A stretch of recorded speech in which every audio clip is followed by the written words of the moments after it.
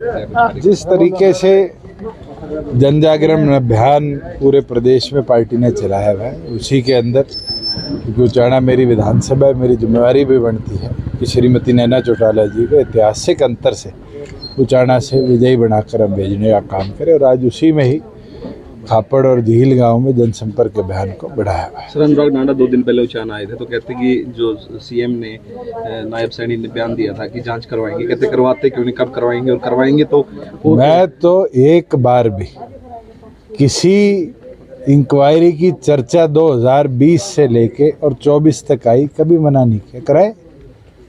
और मैं ये साफ तौर पर कहता हूँ कि प्रदेश के अंदर हमने रेवेन्यूज बढ़ाए, लोगों के दिक्कतें बहुत हुई, चोरियां रुकी, उन लोगों के गलत काम रुके, मगर उससे हम ना विचलित हुए, अच्छाई के लिए काम किया। और अगर किसी के मन में है तो मैं एक चीज़ कह सकता हूँ, घबराने का काम और ऐसा कोई मैंने किया नहीं जो मैं डर के बैठूँगा।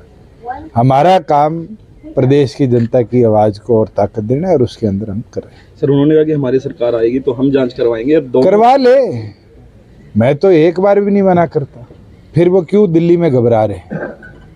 अगर ऐसी चीज है तो पंजाब में क्यों घबरा रहे हैं? आज जिसने करानी है जांच, खुल के कराने का काम कर। सर, कांग्रेस पार्टी की लिस्ट आ चुकी है, सारसी जयप्रकाश आए तो किस तरीके से देखते हैं? अभी तो चुनाव शुरू होगा, उम्मीदवार सारे मैदान में आए हैं और धीरे धीरे जनता का जो मूड है उसमें क्लैरिटी आएगी। मगर हमारा ये मानना है कि जिस मार्जिन के साथ हमने 2014 के अंदर हिसार की लोकसभा को जीता था, उससे 4 गुना ज़्यादा मार्जिन के साथ श्रीमती नैना चौटाला जी को हम यहाँ से सांसद चुनकर भेजेंगे। सर, विजेंद्र सिंह कांग्रेस में गए लेकिन वहाँ पे टिकट उनके बेटे को नहीं मिले, उसको लेकर क्या? इस पर ना कहूँ मैं बेहतर है, क्योंकि 4 साल तो उनके ये पीड़ा थी कि दुष्यंत विधायक क्यों है।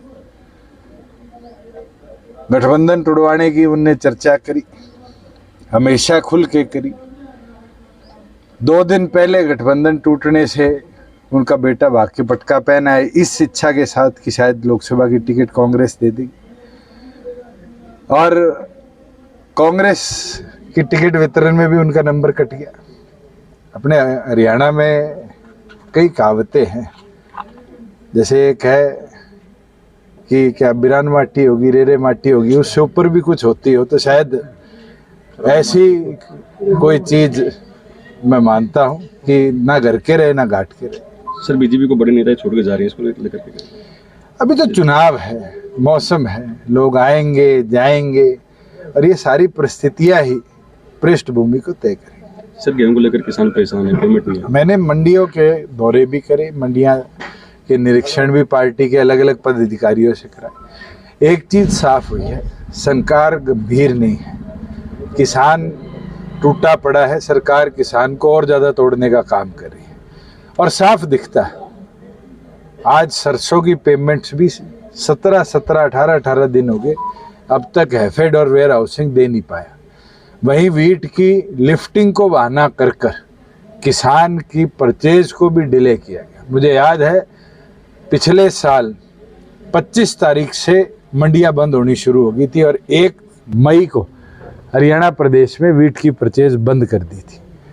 आज तो 27 होगी और अभी भी सिर्फ सरकार की नीयत की वजह से डिले किसान की प्रोक्योरमेंट में हो रहे। और पेमेंट जो 72 घंटे 48 घंटे का मैकेनिज्म हमने बनाया था, इस सरकार ने तो उसको भी पिछले 1 महीने में फेल कर दिया। और ये तो आप स्वयं जाकर मंडियों में देख सकते हो कि किसान की पीड़ा क्या है। हाँ, मेरे से नाराज जरूर है, मगर अब जरूर बहुतों को ये एहसास भी हो रहा है कि 4 साल जो पैसा खाते में आया, प्रोक्योरमेंट जिस तरीके से हुई, हमारी हिस्सेदारी की वजह से किसान सशक्त प्रदेश में बना।